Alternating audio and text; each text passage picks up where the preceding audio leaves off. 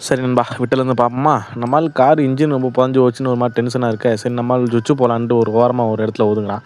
சரி ஒதுங்கிட்டு அப்படியே திரும்புறப்ப, என்னடா ஒரு மாரி கல்லா இருக்கு அப்படின்ட்டு லைட்டா கொஞ்சம் கீழ தடவி பார்க்குறப்ப பார்த்தீங்கன்னா, தங்கம்.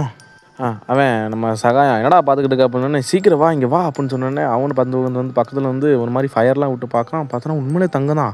விடுவானுங்களா? இந்த பாலைவனத்தில வறண்ட காட்சியில இந்த மாரி தங்கம் கிடைச்சா விடுவானுங்களா? அவங்க பாட்டு தோண்டி பார்க்குறானுங்க. இன்ஜின்லாம் வச்சு இழுத்து பார்க்குறானுங்க. கார்ல வச்சு இழுத்து பார்க்குறானுங்க.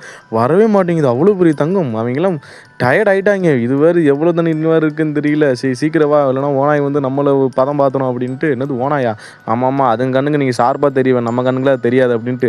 டேய் இங்க பார்றா, சுத்தி பார்றா. இந்த பாலைவனத்தில இந்த மாரி ஒரு தங்கம் கிடைச்சா என்ன அர்த்தம்? நம்ம கோடீஸ்வரங்கடா அப்படின்னு 2 பேரும் ஆட ஆரம்பிச்சுடுறானுங்க.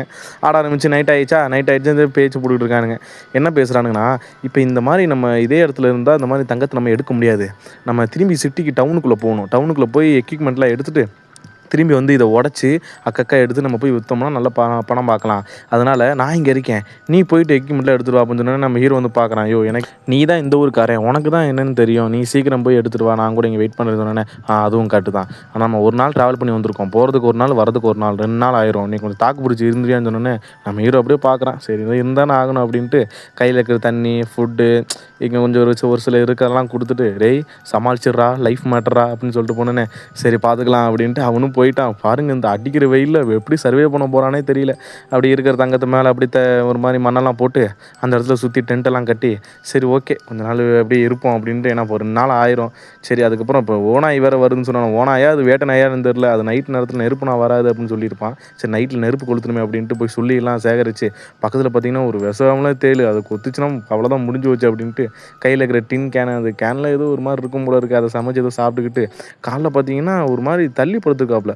நைட்டு காத்தடிச்சு ஒரு மாரி தள்ளியே வந்துட்டாப்புல. ஐயோ! அப்படின்ட்டு ஒரு மாரி டயர்டா தான் எழுந்திருக்காப்புல. எழுந்துச்சு காலை கடன முடிச்சுட்டு இருக்கப்ப, டக்குனு சேட்டலைட்ல ஃபோன் வருது. ரொம்ப லாங்கா போயிருப்பாப்புல போல இருக்கு. பக்கத்துல போனா நல்லா இருக்காது அப்படின்ட்டு.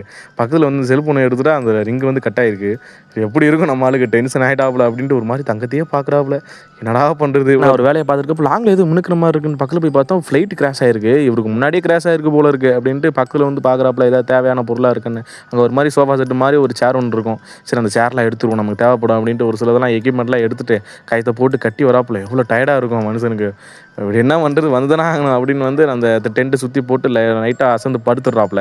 படுத்தோனே காலைல பார்த்தோன்னே வெயில் அப்படியே மண்டையில சுள்ளுன்னு பட்டுருக்கும் போல இருக்கு. எழுந்திரிச்சு பார்த்தா மண்டையெல்லாம் கொப்பளமாகி போச்சு. ஒரு மாரி கிறுகிறுன்னு ஆயிடுறாப்புல நம்ம ஆளுக்கு. என்ன பண்றது அப்படின்ட்டு டக்குன்னு தங்கப்பாறைக்கிட்டே பக்கத்துல உட்காந்துட்டு இருக்காப்புல. தங்கப்பாறைக்கு மேல ஒரு மாரி தேள் மாரி வந்திருக்கும் போல இருக்கு. என்ன உனக்கு வேணுமா?